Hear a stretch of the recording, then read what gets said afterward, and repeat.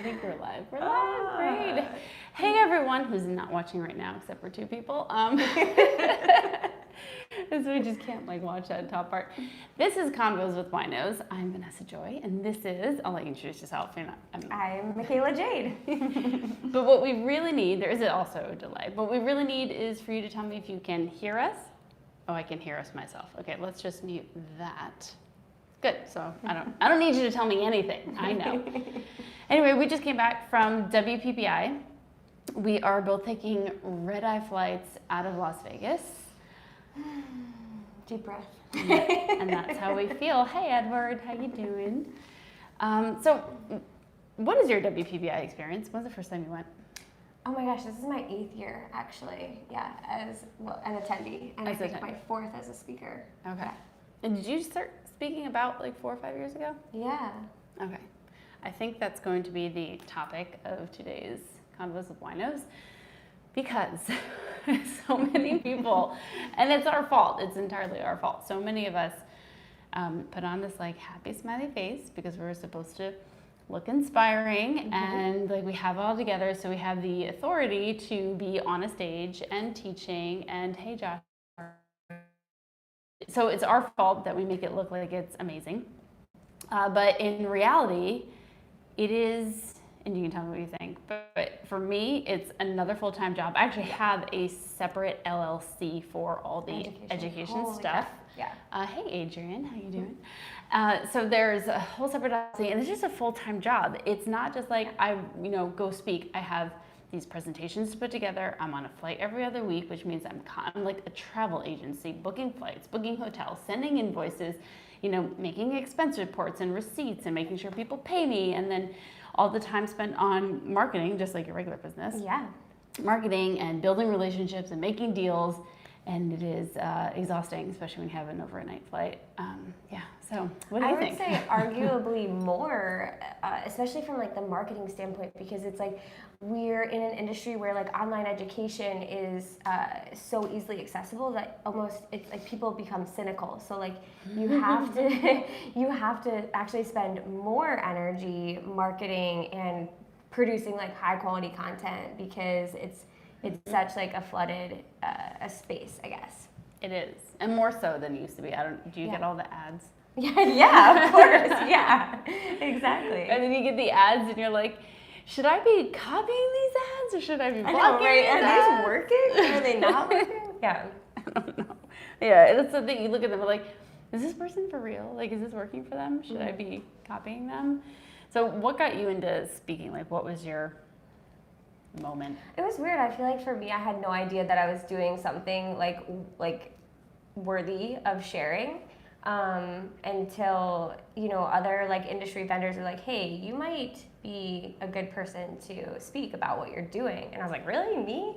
And that was kind of when I started figuring out, I guess, what I would speak about. But what do you speak about?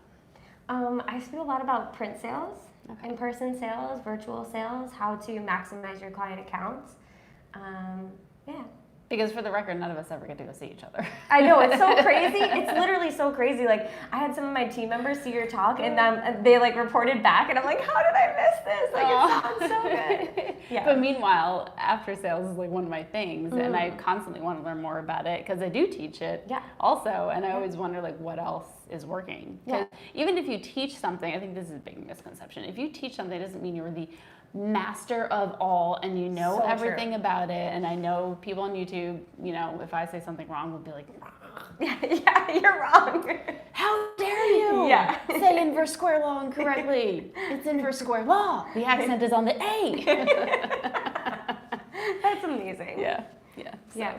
Yeah, I think as an educator, it's actually a responsibility to continue learning. So you are by no means the expert in your topic, especially your topic, because you want to, perpetually learn. And sales is one of those things that you could continue to learn forever and ever and still find new things, new techniques.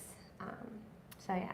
Yeah. By the way, this is a red Tuscan blend that I have, and you've got. I have a Sauvignon Blanc. Yes, which is my go-to if I'm going to do some. It's the lounge specialty here. We're, by the way, in the American Express Centurion Lounge. Thanks to Makayla. Hey, Dennis, how are you? Kirsty Veach Photography says, I'm so excited to start selling prints and albums. Well, more than I already do. That's amazing. How long have you been doing like print sales, after sales? I started doing like after sales actually right from the beginning, because unlike a lot of educators like you that I was following when I first started out, I had kids right away. So like I didn't have the opportunity to like do high volume or even do like normal volume. I only had limited time. So I started doing like after sales right away, like from the beginning, even when my work probably wasn't worthy of like being up on people's wall, or at least I thought that. So I've been doing it for quite some time, actually. Yeah. Okay. How old are your kids? 6 and 8. Oh my God. Yeah. That's amazing. No more diapers. I know. I've got 2 and 5. So one is still on diapers, and one just has an attitude. Right in the thick of it. Yeah. Hey Kyle, how are you? So for me, I did not start after sales. I would always sell printed products, so I wasn't really a shoot and burn kind of person. Sure. I definitely did my share of them, but the albums was always the goal, but I never wanted to do that after sales thing because it feels so like salesy, and it's like, ugh. Yeah. And now I'm like, should have started that one sooner. Yeah. Yeah. There's a lot of money there. And it's honestly, for me, it's like a more meaningful end product for your clients. So I think like as long as you can see the positive for your clients, then it's not salesy and slimy and all that, but you have to be able to find the benefit. But I'm curious, out of the 20 people that are watching right now, or not 16 because we're boring people. What kind of questions do they have? Like, I feel like this is what we talk about at conferences. Like, yeah, I was going to say, let's go away from the conference talk. Yeah. I am curious what everybody thinks of people who they see as like influencers. Not that I want to give us that title, because I actually very much hate that title, but I don't know. What are some things you hate? What are some things you're curious about? Like, what does it look like from your point of view, so we can tell you how wrong you are?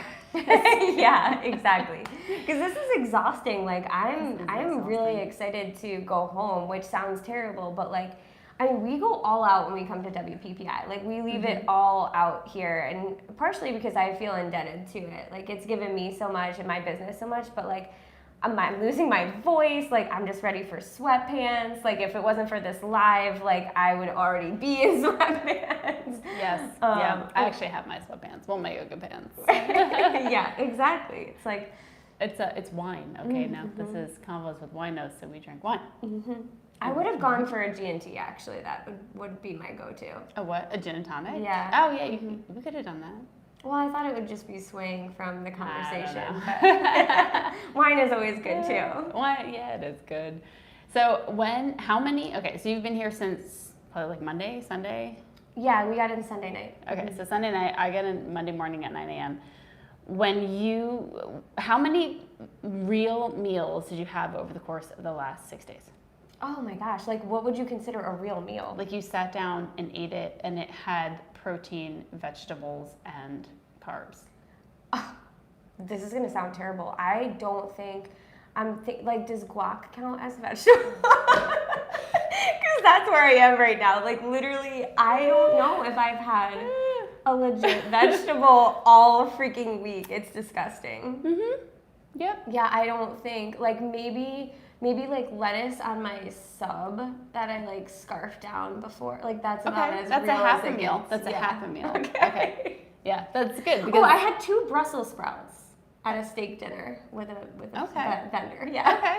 I had steak today. That was like I'm walking through the rest of the day. I've got this pounding headache, even though you watched me, I like ditched that part. Not ditched the Freedom Edits parties. I wanted to be there, but I lasted for all of an hour and I sat down. I'm like, I'm going to fall asleep on this couch. I was actually super envious that you tapped out as early as you did. I wanted my bed. Yeah. I got to bed at 9:30. I got up at 7:30, so 10 hours, and I still like headache today. And then I'm walking through, I had a talk at 10 o'clock, and then a call at 11:30, and then portfolio reviews at 12:30. And then they were done by like 2:30. And then I had to go to another conference. And then I finally ate lunch, and all I had all day was a bulletproof bar. And I had lunch, and it was 4 o'clock. And I'm eating steak and french fries. And I'm looking down, and I'm thinking, I don't think I've had this is my first real meal. Yeah. I sat down at one point, but I think I had pasta, so that was my fault. But Yeah, so here's to the glory of all this traveling. Yeah, Vegas is a lot. Like WPPI is a lot. It's there's like always someone to see. You can't like not get caught up just walking from place to place, which is exciting. Like I love the conversations. It's just you lose your voice and your feet hurt and you're exhausted. And that's when you have to be on. Like that's when you get to meet all your vendors or potentially build these relationships with these companies that you want to. And then I don't know how you are off key, but I'm like, and I do like a lot of eyebrows. And then and then I find like my eyes get stressed out because I'm so like, you're trying to be so excited that you're like, oh my gosh. So then when it comes to, I was having lunch today at 4 o'clock with a friend of mine. You know Charles King. Yeah, right? Yeah. I love him. Actually, Charles King popped in last Convos with Winos, and we're sitting there, and I'm like, I am so boring because I'm literally not saying a word. Because I turn it off. Do you talk? So Makayla travels with her husband. So there's that. Do you two talk when you're like, off? No, we don't. I actually noticed that. Like, we will sit in silence because, well, first of all, we work together, we're married, we raise kids together. Like, we're literally together all the time. So all the time. When it's just us, it's almost like, let's just be. Like, not speak. Is fruit a vegetable? No, fruit is not a vegetable. Joshua says, I'm a really shy man. Do you ladies have any techniques for getting over the fear of selling? That's your department. Really? I'm just gonna listen. Okay. So I guess this is Convos with Winos, so I can be like real, right? Okay. Yep. So I actually had to learn how to enjoy listening to people. That's gonna make me sound like a terrible human being.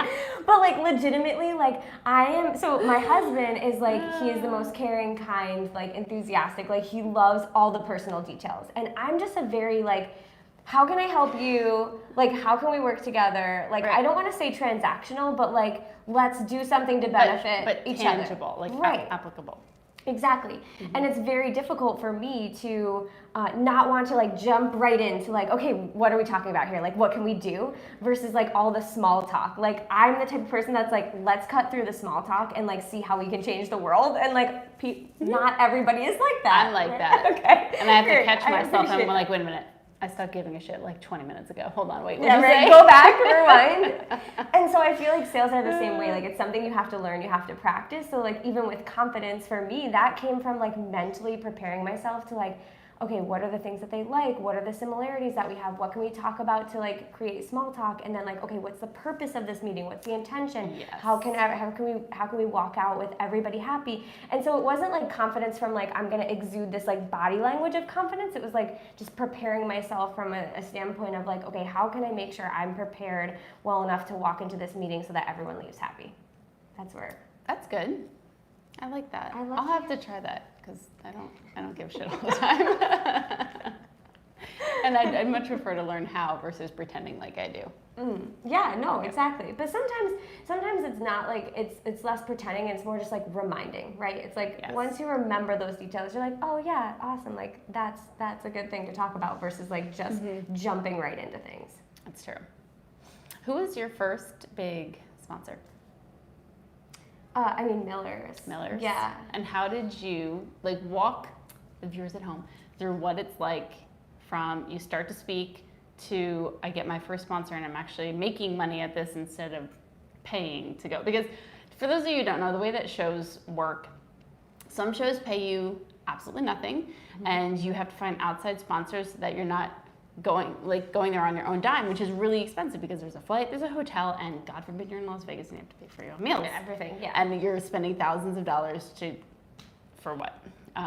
So that's why I see a lot of speakers sell products because that's the only way they're breaking even sometimes. Right, Not yeah, even exactly. making money. Yeah, exactly. And then other conferences do pay a lot, and those are the conferences where you notice the speakers aren't selling anything because usually the stipulation is you can't because we're paying you, and that's great too. And then other times it's like, mishmash of those things. So anyway, go story, sponsor.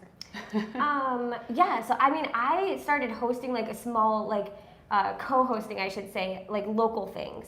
And I had been printing through Miller's, and we just had a relationship because of WPBI, not in like a vendor-sponsor relationship, just like I enjoyed them, we knew the people, and so when we were hosting a local workshop, we kind of reached out to them and just said, hey, would you like throw us some money for this? And then once we started doing... Did you say money or like a giveaway?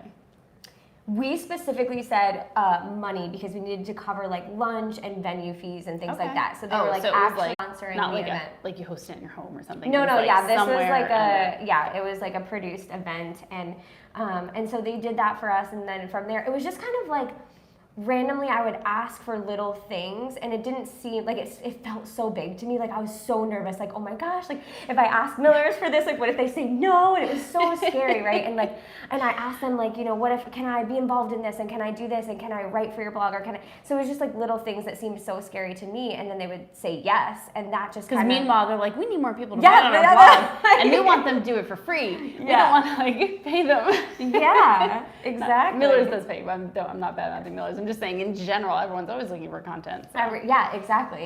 And so I think if you like facilitate those relationships, and then like when the time is right, you start to ask, even if it feels big to you, like just incrementally those things kind of lead into bigger projects and things like that. So that's kind of how I started out like on the speaker circuit, and then from there it was like instantly like I started doing one event, and then someone heard me at that event, and they're like, you should speak at this event, and then from there it was kind of like, oh my gosh, and it almost got a little bit overwhelming very quickly. But because of all the work. Yeah, it's a lot of work. And if you don't have, and it's also like nobody teaches, like there's no like, oh, here's the lowdown, like this is what you can expect. So like I remember being like, I don't know what a speaker fee is. Like, I don't know what my daily rate is. It was almost like starting a business all over again. Oh, yeah. Well, it is. Yeah. It is. And especially when you first start out, you think in your head, like, oh, I'm going there and it's only a 45-minute talk, so it's not even an hour. So how can I even ask that much money when, like, an hourly rate is, I don't know, $20 an hour or so. Like in your head, you're thinking that. But it's not that. It's when they make you fly there the day before, and then if you have kids, you got to find childcare, and then it's staying overnight, potentially 2 nights, and all the meals and all the preps and the phone calls. Sometimes they make you go do like what are they called, orientations kind of things, and it's one thing after the other. So you realize it's not an hour, it's a weekend or 3 days of my life, even if I'm just actively speaking for. Right, and if you want to be taken serious at these events, you have to fill your class, you have to market your class, you have to like get people there, and you have to do well, because people are ruthless. Like people are honest, they're ruthless, and so not as bad as YouTube. You guys are the worst. You guys are the worst. I hate all of you. No, don't say that. Don't say that. I mean, I'm just kidding. I love you. No, but it's true. Like you actually have to like put a lot of work into it, and so it becomes more than like initially. It's like, oh my gosh, this is so exciting! Like all these possibilities, and this is great, and it's easy. It's almost like when you get like your first big wedding, or like your first big gig, and you're like, yes, I'm gonna do it all for free. Like this sounds great, and it's gonna open up all these doors. And it's like, yes, that may be true, but it's also like a shit ton of work. Mm-hmm. It really is. I'm so glad you're cursing too. I'm sorry. I hope that's okay. Yeah, we're gonna get shut down on YouTube. Do you know the kind of stuff that gets done on YouTube? You have any idea what's on here? Maybe I don't. They are not concerned with shit. That's awesome. No pun intended. Kirsty says, are you ever worried about hitting the peak in your business? What are your thoughts on this for being a photographer influencer? And do you feel like it's a constant uphill chase? That's actually what I talked about on my platform class at WPPI. Really? Yes. Okay. That it was like there is no top. Like there's no mountaintop. There's no goal that you're going to get to. There's always just the climb. And if you don't like the climb of whatever you're doing, then you don't deserve the reward on top. Yeah. Well, there's no top. Rewards along the way. Yeah, I also feel like at some point, if you feel like you've reached the top, if you like settle there for too long and become complacent, then like all of a sudden you're on the decline before you even realize it. It's true. And I think a lot of photographers in the industry and videographers, I've seen do that, where they're really good at what they do. And then, just like you, people go speak, and then you speak a lot. And then I've been guilty of this twice in my, two big times where I noticed it, where I was spending more time and effort on the education side, and then you see the wedding side drop off. Right. And then you're like, holy crap, I got to swing the pendulum the other way. Yeah. And even things out.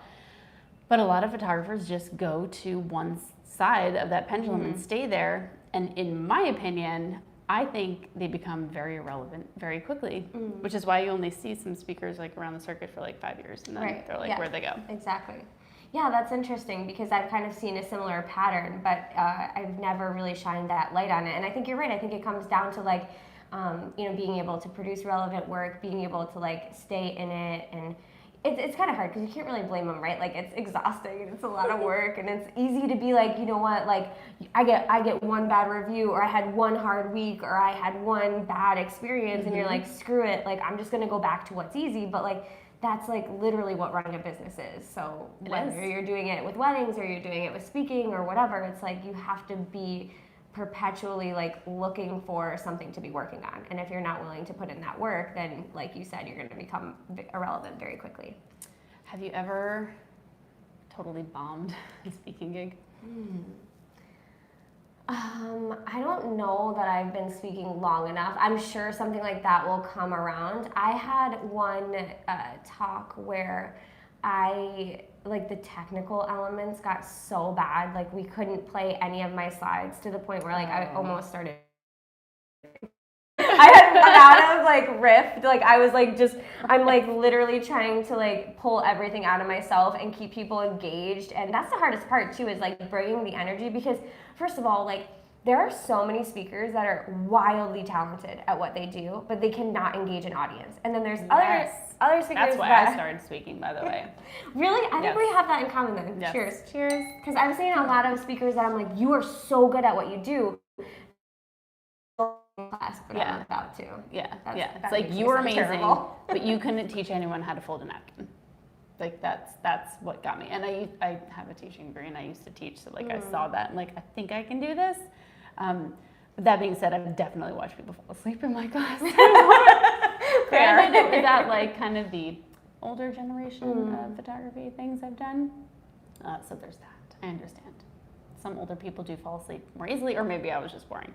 I've had people try to combat me while I was speaking.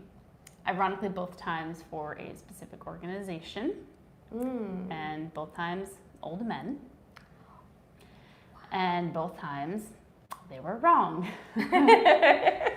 So I've had that one. Wow. That's gotta be like really, so okay, so then I have a question for you. So like when you get in a place where you're like doubting yourself as an educator, because it happens to all of us, right? And I can imagine like with how many years you've been educating, like it's happened maybe multiple times. I'm sure I'll get a comment on this. How do you, how do you bounce back from that? Like what keeps you in it? It's a few things. So I was always told whenever you have negativity, you can ignore it, you can address it, or you can laugh at it. Like those are your three things. If it's a stupid comment, like it's like, oh, you're ugly, or you're stupid, or you're just a dumb little girl, or like something like that. Literally have people say this. Those I can ignore. Those are easy. If somebody's being an absolute like extensive jerk off, or they say things that are actually completely incorrect, I can't ignore it and I combat them. Okay. And then if I'm still angry, like my friends or Rob, like literally tell me, like you cannot focus on other people, because then you're not focusing on yourself. And then like you're letting these outside people that literally don't matter. Literally don't matter. They're not your trusted advisors of any kind. They don't matter. You're letting these little people that don't matter, not little people, that sounds horrible, but like the people that don't matter in your life, you're letting them slow you down from the things that you're working towards. Right. So that's like the jolt I have to give myself. And then I also have 2 albums on my phone. Ooh, I have one. This is the good. This is where it really, this is good. I have one album. It's a bunch of positive comments, and quite honestly, I usually forget to put them in there. But I have another album that's all the rude comments, the ones that make me laugh.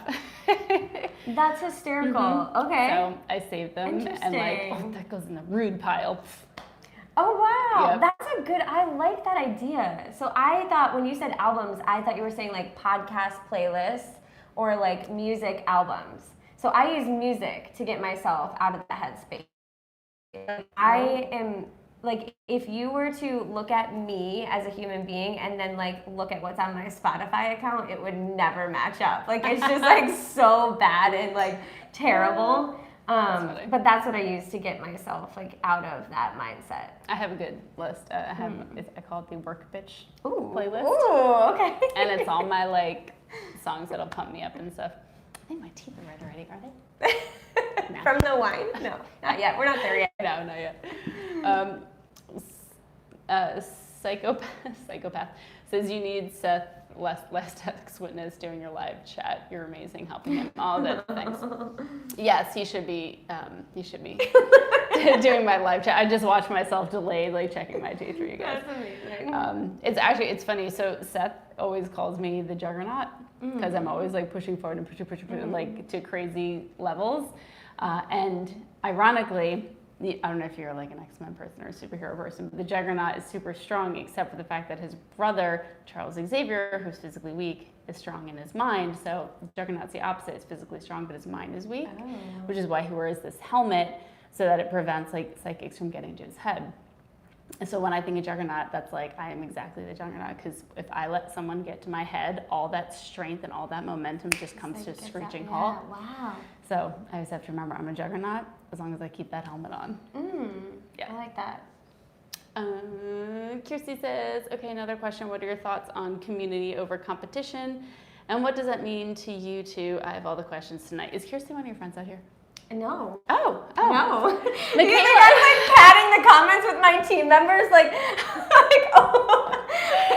I'm super hysterical. transparent. This is what That's this is about. amazing. So, since we have her husband's outside, And my team is here. And No, her they're not team. patting the comments.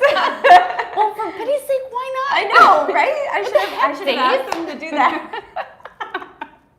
Okay, sorry, Kirsty. Your question's on public. Oh, that's awesome. Community over competition. So there's two facets to that, because there's the photography side, and then there's like you and I are technically competition on the speaking side. Oh, interesting. Okay. Wow. So I never saw speakers as competition. Maybe because I've learned so much from, like, I guess I'm probably kind of like coming in. Do you know what I'm saying? Like, even though I've been speaking for like 4 years, 3 years, whatever, it still feels like it's very elementary level for me. Whereas like you and so many others that I've learned from kind of feel like, you know, not that you've reached the peak, because I see that you still work like insanely hard for what you do, but I never saw it as competition. I always saw it as like, how can we all continue to add value? And because I personally think like the photographers that choose to, because I truly believe it's a choice. It is so easy to find education now. You can find it for free on freaking YouTube. So like, I think it's like ignorance is a choice these days. And so like, if you're ignoring like all of the amazing educators that put themselves out there and give everything that they have, then that's one thing. But I think that like as an industry, the more that we can put out there and give education to other people, like it just makes our industry better as a whole. I would say I agree with that, with the caveat that because there are so many educators out there, there are a lot of people that should not be educating. That's fair. And a lot of people who are liar, pants on fire, and lie about their business, lie about their Instagram followings, lie about like their totally fake personalities, like all of it. Ooh, this is getting deep. I'm just saying. Okay, so, but like, okay, so you've seen a lot more than I have though. So I'm not sure that we need to dive into that. But okay, so let's dive into this. Like, what would you do to make that better? Like, do you think it's the responsibility of the organizations that are bringing these speakers on? Do you think it's the responsibility, like ethically, obviously it's the responsibility of the speakers, but obviously they don't give a shit. They're just like putting themselves out there. So is it the responsibility of the organizations, the conferences, the sponsors? So like all of them. It's everybody's responsibility. However, it's also impossible. So like WPPI or Shutterfest, you know, there's 100 speaking spots or whatever it is, and they get 1,000 applicants. Like, so you get 1,000 resumes or whatever on your desk. How are you supposed to even start weeding them out? How do you weed them out? You start looking at their website you start looking at their Instagram, their following, and if you get deeper, probably then you start looking at like where they've taught in the past. Sure. But you know, if you don't know what to look for with a social media following, then you don't know if it's fake or not. Yeah. If you just look at somebody's website and it looks clean, which pretty much anyone's website can look clean these days, then you could fake having a business. Like, so yeah, it's sort of their responsibility, but at the same time, like, how they can only know so much and do so much. So, I don't know. You know what? It's up to you guys to decide who to learn from and who's a fake. No, it's true. I think that, like, honestly, I think that when people give real feedback after an event, that goes a long way. Yes, I agree with that. So maybe it's the responsibility of the people, like the people that attend the events, to give real feedback. And quite frankly, like, sometimes negative feedback, even as an educator that like pours out your heart and soul into everything that you do, like sometimes that can like be eye-opening, and maybe you weren't on your A game, or maybe you need to step up your game. I don't know, you know, but I think it's beneficial for everybody to give honest, real feedback. I think so too. So yeah, don't blow smoke up butts. Just be honest, which is good. Dirtickler Metal Detecting says, I pick you.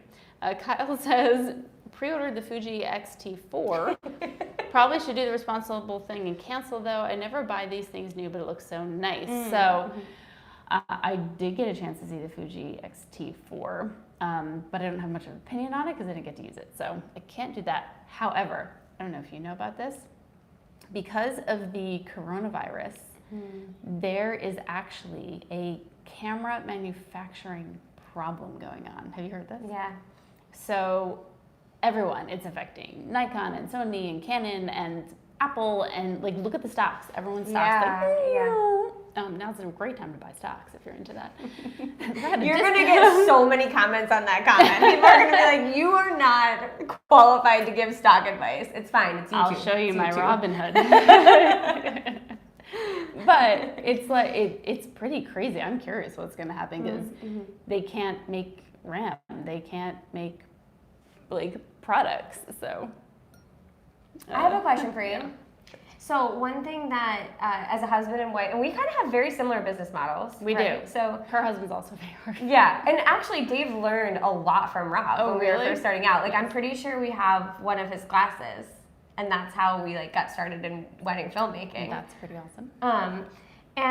But one thing that we really struggled with was like people love the idea of like a husband and wife couple as educators, and like that was very difficult for us because it was just hard to like share a stage. It was hard to figure out who was going to talk about what. It was hard to like have someone stay with the kids while one person. So like, how did you guys do that? Like, how do you divvy up those responsibilities? So at first, Rob and I used to speak together all the time, which means we would go speak together. And this was before we had kids, so we didn't have to worry about the kid thing. We'd literally fight all the time, traveling together and speaking together. And he would do this thing, and it's okay if he sees this. We'd be talking like this, and he'd talk with his hands. And hit you in the face. Yes! And like, I'd have to do this. I'm like, dude, gosh. I'm here next to you. Oh my gosh, it was so annoying. But long story short, he actually got into the social media mob for one reason or another. I got somewhat obliterated by that, but kind of was able to separate myself from what was going on with him. And then I started teaching on my own, or kept teaching on my own. And now he's home with the kids, which makes it possible. What do you do with your kids? Yeah, so well, when we speak, and we never speak together. Occasionally Dave will speak on something if I'm traveling somewhere and it makes sense, but like we never speak together. And I think it was just because my topic and my passion is about print sales, and he's a videographer, so like a lot of it just never really aligned. Sometimes when we speak about branding or client experience, it makes sense, and like all the time I'll point him out and like how he impacts our business, but it never really made sense for us to both speak on that topic specifically. And quite honestly, like he is so much more of like a patient, supportive dad than I am as a mom. Like he's way better. I'm the worst mom ever. My husband is a better dad than I am a mom. 100%. Okay, we share that. That's hysterical. Yeah, he's better at that. Like he's just better at. He's more fun. He's And I am constantly thinking about new business ideas and new strategies and new like marketing tactics. I don't know. And so like that's what fuels me. So that's kind of how we separate the responsibilities. Yes. See, I knew we'd get along. We don't get to talk that much. I know, I've been it's able to actually have crazy. like a conversation with you probably at like a Miller's party. Yeah. Because that's the only time But, where like, I for, get like, to 10 chill. minutes. Yeah. Yeah. Yeah, because there's 700 people in the room. Yeah. So. Oh, so nice. I need more wine now. We're out of wine. The people at home. Oh, good, Kirsty. I'm glad you like this. It's been fun. You know, there's a lot of people watching, but I only see 8 thumbs up. So I'm just saying, if everybody could do me the favor of tapping that little thumbs up and maybe just telling me who the heck you are and where you're from, so we don't feel like we're talking to like our selfie here, because that's kind of what it's like on this end. It's like, how's my hair? In this like conference room. And if there's anyone in the Centurion Lounge currently watching, we could take another round. This is the Tuscan Red Blend. That's the Sauv Sauvignon Blanc. Blanc. And thank you to everyone who just gave thumbs up. We just got a bunch of thumbs That's up. amazing. That's really nice. It's so fun. I do want to see. Oh, Delaware. Kyle's in Delaware. Wait, is this Kyle the one that I know? Was anyone at WPPI? Oh, yeah. Or who do was you have any other conferences on your radar? Ooh, Des Moines. Love it. Des Moines. Is that how you say that? I think so. My whole life I I've been could be- saying Des Moines. Oh no. No, is that French? Des Moines? I have no idea. I'm pretty sure it's Des Moines. I've been there before. Ooh, But I Austin, hope Texas. My brother lives in Oh, Austin, like Texas. New Jersey by you. Ooh, Pumpkin Lakes, New Jersey. That is close. That's north. Oh, this is amazing. The wine's coming. Oh, The okay. wine is coming. We are the worst. Like, not only do we talk about how our husbands are like great dads, but now he is delivering wine to our lounge. We're the worst. It's fine. It's fine. Particulars from Oregon. I've never been there. Rumbleca is from Montreal. Makayla says it right, no S. And yes, it is French. Okay. Oh, interesting. Okay. See, now we're learning. Now we're learning things. This is YouTube good. University. What is your goal with the whole speaking thing? Like, do you have like big, lofty dreams? Ooh, and someone from Alberta, Canada. Hey, Ryan. Ooh. You know, it's one of those things, like, I struggle with that a lot, and then I give up, and I'm like, I stop.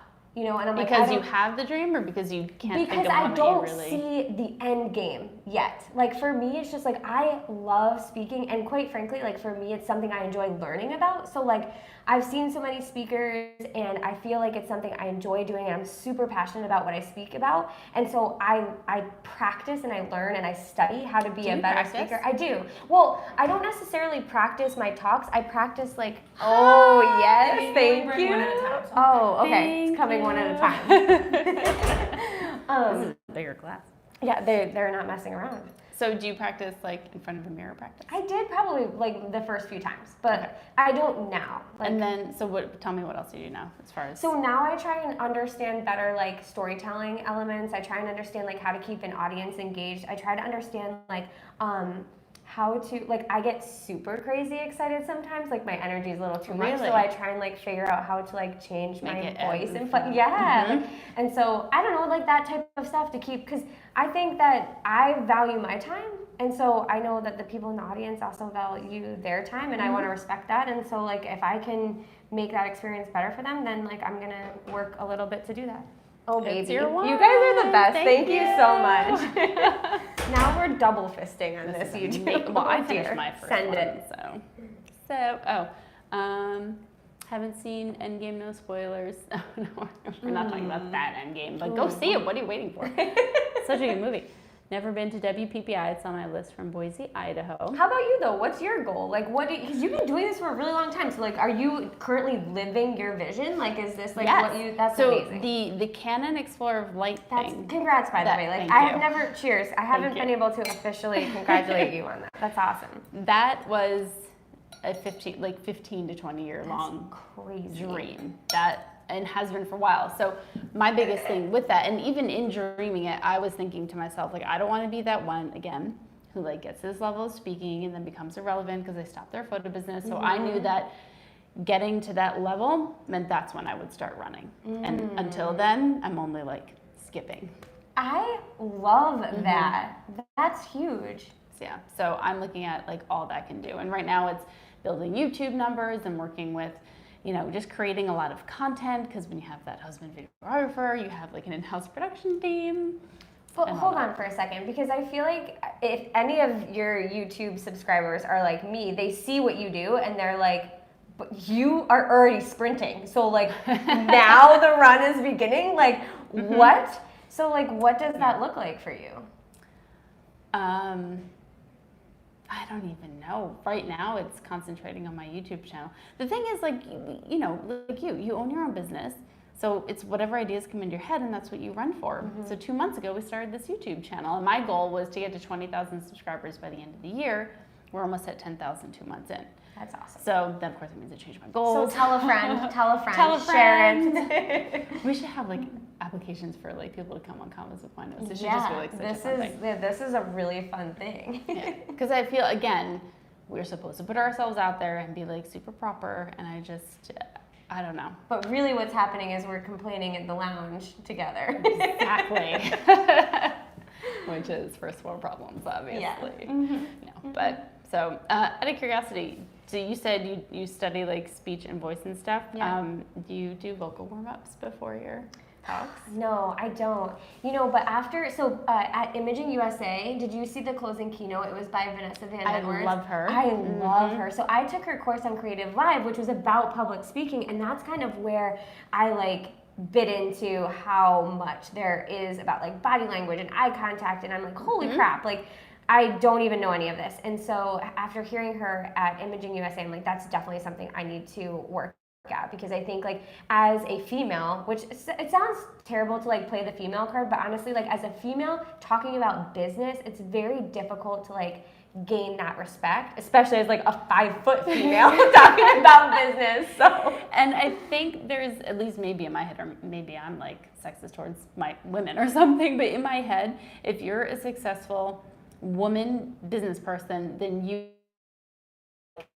know, like super buttoned up, tight, stern, doesn't take crap from it. Right, yeah. exactly. And slimy, sleazy, salesy, like. No, that's the guys. The guys are like that. But I think that like that's what's in my head. So it is hard being a woman, and it's hard also gaining an audience and understanding. Like, can I just be really honest about this? So I'm standing on the Canon stage, not on the Canon stage, next to the Canon stage this morning, and we had a little bit of a delay because a woman was coming up to sit in the front seat and tripped and fell. Really hurt herself. Like paramedics came, took blood pressure, and ended up like taking her away. Gosh. It was a whole huge thing. We're delayed. So I try to wear like cute shoes because I like cute shoes, and I'm wearing a dress that was like mid thigh. And I'm just kind of standing there, and I look over, and there is somebody just blatantly taking pictures of my legs. So, all right, there's that aspect of it too. Yeah. So you're trying to be taken seriously as a woman, as a business owner, and then overcome all that crap at the same time. So yeah. And I think there's this like level of expectation too, where like in a creative industry, like they want you to appear that way. Or I don't know, maybe that's in my head, but I guess, do you feel that a little bit when you're at an event, like that there's a certain level of expectation, like as an educator or a leader, like you almost have to become this like aspirational figure, and in reality you just really want to wear your sweatpants and your sneakers? Yeah, in reality I really just want to pull that like artistic liberty card so I can just wear whatever I feel like. And some people do. I know some people like teach barefoot, but they're guys. So. Interesting. Yeah. This is where we get to wear our sweatpants. Yeah. Edward says we love our energy. Thanks, Edward. Oh, and thanks, Iggy, for telling all your friends. Oh, and they said we deserve 1 million subscribers. Kyle says, what are these conferences like? Oh, never been to one. Interesting. Okay. So you've been to like 1 million gajillion conferences. A zillion.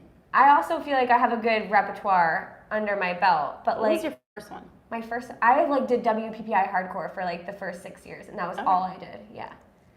How about you?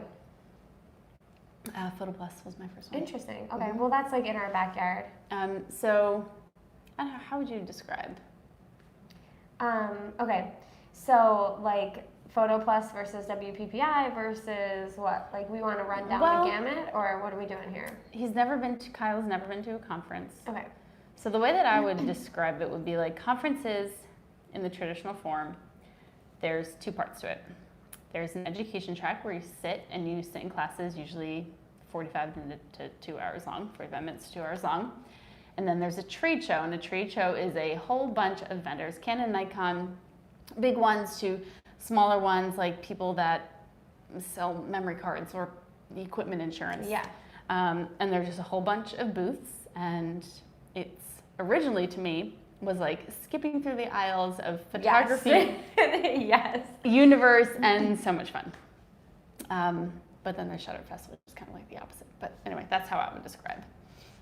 Yeah, I think like there are a lot of different conferences, and each one kind of has a different vibe or a different style or a different community, and so it really just depends on like what you're looking for or what you're looking to gain. I think like I love like going to WPPI for so long. Like I just loved the idea of like such a huge community and access to like so many vendors and meeting so many friends, and so that's kind of why I love that. But there's also an element of the smaller conferences or workshops that are like you get to have deeper conversations with people, or you get to learn on a deeper level because there's not so many people. Yeah. I would say you should go to one a year. One big one, and maybe alternate. It obviously depends on your budget, depending on where you are. But one big one and one more intimate one. Yeah. Because there's different reasons for both. And I think you'll start to realize, like for us, it was like we started doing WPPI every year, and then we realized like we would go to WPPI, and then our business would be on this high, right? And then we would like get through wedding season, and we'd be so excited, and then like come the fall, we'd start to lose that momentum and get really tired out. And so we realized at that point, like maybe we do something in the fall that's a little bit more intimate, and we just try something new to like get us through.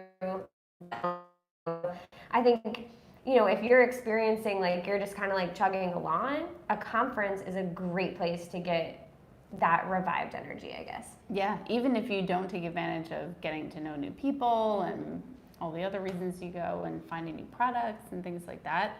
Yeah, just that energy, just that revive. I don't know, Kyle, what if you're still watching, I'm curious, well, let me back up.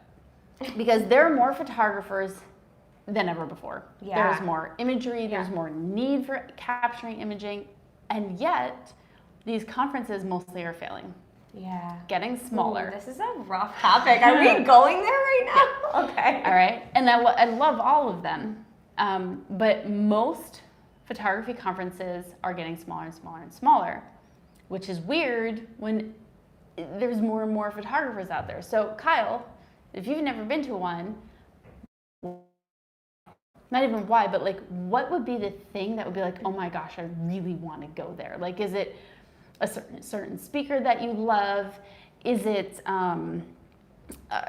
getting to play with new equipment, try new concepts? Is it small? Is it big? Like, what is it that would get you to go to a conference? Because I think most conference owners and people that run them are still trying to figure this out. Yeah. Because they're Attention card orders. This is a courtesy reminder that our buffet will turn into stupid salad at 10 p.m. It's live. We're live. So, would you like soup and salad? We're good with the wine, thanks. Yeah, if you have cheese, that's good too. Anyway, I'm curious. No, that's an excellent question, because I feel like online education is becoming so available for people that they feel like conferences aren't necessary. But people that have been going to conferences see the value so easily that it's like, no, like this is totally different than online education, and you can learn so much online, and you can take all the courses and you can do all the things, but like the connection, the people, like that's what's going to be your segue into different revenue streams, into different projects or ideas. So like even if you're just growing your photography, having those connections, having that network, having people you can bounce ideas off of, for me was where the value is. So. And I think that surpasses the available education on YouTube, because the education that's available on YouTube, it can be very beginner, it can be intermediate, it can be advanced. However, it will never take the place of finding someone that is actually in your shoes and mentoring you, or can push you, or just that high of being in the community. So we have a lot of people. And I also think that like when you make that face-to-face connection with people, like I mean, how long had we followed each other? I don't even know, like on Instagram or something like that before we made a face-to-face connection. And then like once we started making face-to-face connection, like then it was like, then an actual relationship starts to foster. But like when it's just like on social media, it's just kind of like very kosher and very, I mean, it's just like this. It's like you have no problem dropping a negative comment, right? When you're behind the screen. Nice. Yeah, you guys have been great. But when you have a relationship with someone, I feel like that's when things actually start to grow and become mutually beneficial. Absolutely. Kyle did answer. He said, mostly if it's in my budget to go. Okay, so that's one. Getting to try new products would be fun. Would help too if I knew people to go with. Those are all good because it is hard to go by yourself. And then it's kind of a catch-22. I know, because when you go if you don't go outside of like your bubble, then you won't meet the people. Exactly. You and stick with them. That you end up being like your lifelong friends at these conferences. But if you push yourself outside your comfort zone and you like force yourself to meet new people, then those relationships end up being like the long-term relationships that turn into like really great opportunities. Yeah, very true. Nicholas says, I definitely agree. These big conferences tend to just cost so much, not just tickets, which are a lot, but travel, hotel, blah, blah, blah. It tends to filter out everyone who isn't with a big company. I think that's one of the reasons why Shutterfest is actually really popular. Interesting. Okay. Because, so if you don't know Shutterfest is held always the week after Easter, and it's in St. Louis. And St. Louis, no matter where you are in the country, it's not flying across the country. Right. Yeah. It's usually less expensive. Like a hub. Yeah, it's less expensive to get to. It's also less expensive to stay and less expensive to eat. And then the cost of Shutterfest, I think, initially is only like $99. Yes. So I think that's one of the reasons why Shutterfest is so successful. More accessible, yeah. It's more accessible to everyone. There's a lot of other reasons too, but I think that's a big one. Yeah. What else we have here? We have subscribe to your channel, just started watching. I've also never been to a conference. 5 years in my business and I would like to go. I think the investment holds me back. But the more and more I build my brand, I think actual connections with people and in-person contact for learning is more important. Interesting. And Nicholas says he's jotting down Shutterfest. Yeah, shutterfest.com. You've spoken there. Yeah. I'm speaking there. I've spoken there every year. That's the one conference I've been at throughout its existence. And then there's also Shutter Mag, which is the magazine associated with it. So yeah, cool. So what would you say, so for the people that are like, this is like a huge, the investment is the barrier to entry, like how would you describe the return on investment for a conference like this? That's a good question. Well, think of it this way. Let's think of the relationship side. It only takes getting to know one person, which could lead to this, to this, to that, like a direct client, and then takes one person to really push you to better your business and make the money back. I mean, it takes one class even. Think of your classes on print sales. I would venture to guess that people who take your classes have doubled their business, if not tripled, when they apply it. Yeah. And if you spend, let's just say, $3,000, and that's probably even pushing it, on a week-long conference, and because of that you doubled your business. Yeah, you make up for it in one sale, or yeah, I would agree with that. I think you have to apply it. You have to. I feel like a lot of attendees, and I'm totally guilty of this too, is like you walk into these like big, fancy, crazy conferences and you hear all these success stories, and some of which might be fluff, but hopefully the most of them are real. And like you hear all these crazy success stories from these speakers, and you're like, oh my gosh, this is so crazy. And like then you let that overwhelm block you from actually doing anything, and that's kind of where that you don't see the return on the investment. But if you take that momentum and you do something with it, and you take like that one step forward, and even if you do like one little thing each step along the way, then you will start to see exponential results, which will ultimately pay for the conference. Right. And it's like anything else, you have to invest in your business, and continuing education is actually like a line item in your taxes. Like it's there because you're supposed to be doing it. Yeah. And I think in our heads it's like, oh, I'm planning vacation, and without it you're setting yourself up to fail. Imagine it's a tax deductible trip to Vegas, guys, or like wherever you're going. Come on. Kirsty says, do you teach content that is separate from your online courses at a conference? I do. Yeah. The class I did is not online. Yeah, I feel like because there's a level of investment, because there are other barriers to entry in order to get people there, like the online I give, so much more from the sense of like, I'm an open book.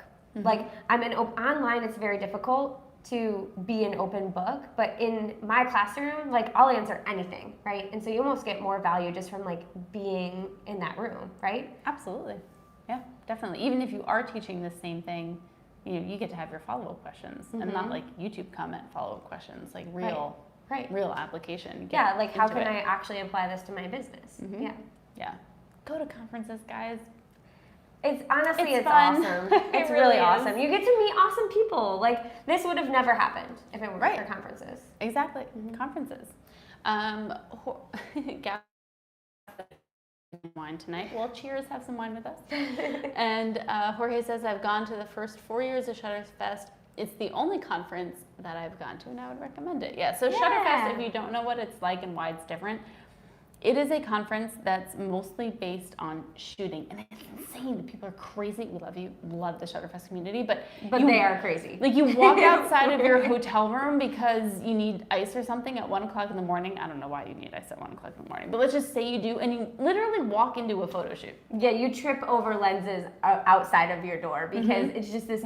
I remember 24 hours a day. I remember showing up to Shutterfest for the first time and being like, this can't all be for the conference. Like that's just not possible. And then it's in such a cool venue. You look around and people are like carrying light stands everywhere and you're like, oh my gosh, this is like all for the conference. And you instantly feel like you walked into the Disney World of photography. Like it's just like everyone is batshit crazy, like taking photos everywhere, like lights and lenses. Not like of like random like pretty girls. There's newborns, there's babies, there's families, there's weddings, there's boudoir, there's full on body paint. Like there's some cool stuff. It's pretty wild.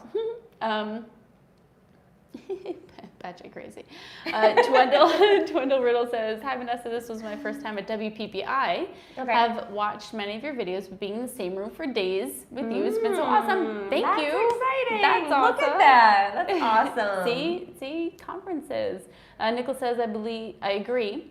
Big conferences are a blur, but the people that you meet stick with you. Shutterfest sounds really great and non-intimidating, and that's exactly what it is non-intimidating. And a lot of the conferences too will do like if you become a member like of I don't think WPPI does membership anymore, but like PPA, if you become a member, you get to go to the conference the first year for free. So yes, you have to pay for like your airfare and your hotel, but like it's honestly it's hard. It's like the tools that you invest in your business. It's hard to see the price point of those tools because they've generated so much revenue for you. It's the same thing for conferences. It's hard for you to think about those costs. And yes, they're important. And yes, it's scary up front to think about all that and to, set that aside and budget for that. But like in hindsight, looking back on it, it's like I would pay it 10 times over for what these different conferences have done for our business. Right. It is very true. I feel like we started with a theme and we kind of really... We started with a theme of like... Theme. Okay. We did. We ended up with speaking and talked about conferences. Okay. And I think we're good. We've been talking for an hour. I know, this is wild. This is crazy. Too much wine. No, not enough wine. This has been like a glass and a half. Come on. Okay, seriously. fair. Miss Gin and Tonic over here. I can't handle her. It's been a week of gin and tonic. Are you kidding me? I need to freaking detox. I'm going home and I told Rob, I'm like, I'm taking a red eye. I never get to sleep. I'm driving because I can't go home and nap the kids. If like the kids are awake, I hear them. It's a mom thing. You can't sleep. Exactly. I'm driving to my parents' house. Oh my gosh. Taking a nap at their house. And then I'm getting massage and then I'm allowed to go home. Oh, I'm super jealous. And truth be told, I already got a massage today. What? You massage hog. I know. But honestly, it's been a long week. It's a long week. You deserve it. Yeah. Yep. And the other thing too, just because you work super hard and you get this probably, that when you take a second to wind down, I don't know, maybe it's just me, but when I get massages, I come up with the best ideas. He'll be trying to talk to me or something and I'm like, just shut up. I just came up with a really good idea. I need a moment. Gotta internalize this because I can't write it down right now. I always want a pad and pen underneath the massage table. It's a business expense. See? Oh, I think so. Yeah, creative session. definitely. It's a creative session. I totally agree. Definitely. Okay, cool. Well, thank you guys for watching. This has been awesome. This has been a lot of fun. We've gone over what's like really speaking, why conferences are failing, but why you should go. Well, not even that they're failing, just that they're not noticed as much. And other things. And if you haven't seen all of it, you should watch it. So thank you all for being here.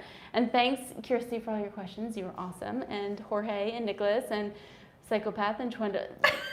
Psychopath. So it's spelled S-Y-K-O. So you're like, oh, psychopath. Oh, I see what you did there. Uh-oh. Hi. We're only allowed to be in here for an hour, so she was like, Oh, she's telling us our time is up. we're gonna go have soup and salad and wine. So hopefully we'll see you guys at some kind of conference at some time soon. And you're welcome. Thank you, Nicholas, and thank you, Kirsty. And tell them where they can follow you, where they can find you. I'll put it in the description at some point too. But HCO Photo Cinema is where you can find us. all right, and you can find me at Vanessa Joy anywhere. Okay, all right, bye. I think I pressed this button.